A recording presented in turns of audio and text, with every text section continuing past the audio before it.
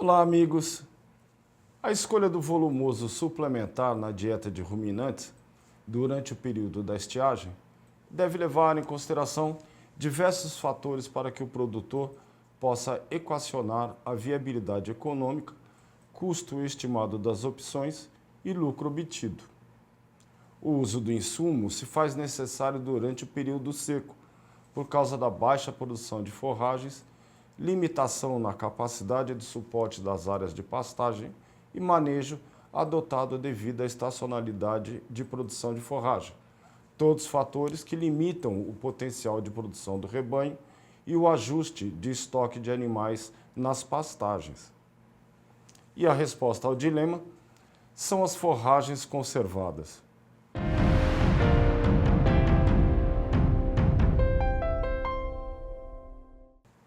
Para tratar da questão, nosso convidado de hoje é Lucas Barbosa, consultor técnico da Conan Nutrição Animal.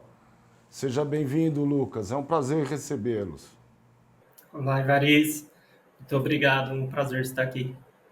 Qual que é o cenário aí da oferta de forragem nesse momento tão seco que a gente está vivendo em 2024?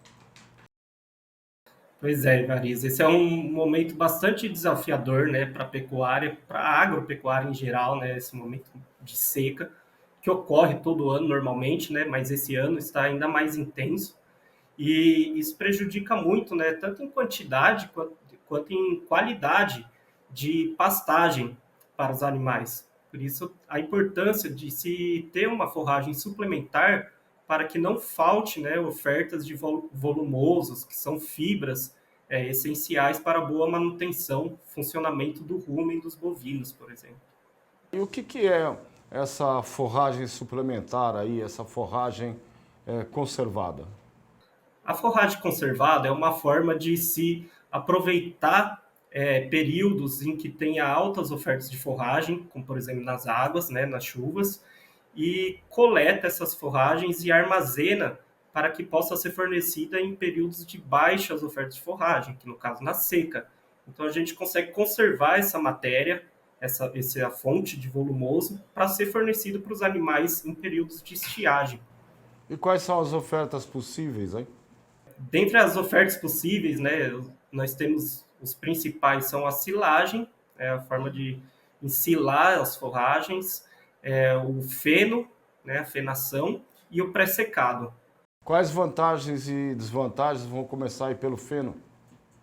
O feno tem como grande vantagem você secar a forragem após picar ela no campo, né? Deixar ela secando por dias, né? Às vezes 48 horas, e com isso faz com que tenha uma matéria seca muito alta, né? Ou baixíssima umidade, coisa de 20%. E isso daí auxilia a conservar por longo período esse volumoso. Como praticamente você inativa as atividades enzimáticas da forragem, ela não tem nenhum funcionamento biológico. Então você consegue conservar essa forragem, a qualidade dela por longo período. E tem vantagens e desvantagens em relação às outras? A maior vantagem é conseguir armazenar por longo período, né? A maior desvantagem pode ser em termos de manuseio. Por ser muito seco, ele pode ter dificuldade de manuseio, em termos de colocar num vagão misturador, de picar essa forragem e fornecer para o animal, e às vezes, quando você fornece, por estar muito seco, é necessário fornecer outros ingredientes mais úmidos para que se possa equilibrar. E outra grande vantagem também, né, em termos de custo de produção. Ele é um custo bem menor do que de silagem e de pré-secado, por exemplo. E quanto às silagens? Já a silagem, Variz, ela costuma ter maiores custos de produção, né? Eu acho que esse é o grande ponto de atenção da silagem.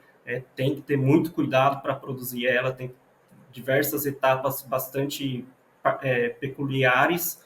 Porém, a grande vantagem é que, como você armazena ela mais úmida e com um bom armazenamento, há atividades enzimáticas e de micro-organismos que transformam, né, açúcares em ácidos graxos. Então, acaba fornecendo ácidos como o lático e o acético, por exemplo, para os animais, que são ácidos que vão ser fontes de energia. Então, é uma forma de forragem que tem por grande vantagem fornecer mais nutrientes, né, ou nutrientes de maior digestibilidade para o animal. Quanto ao pré-secado?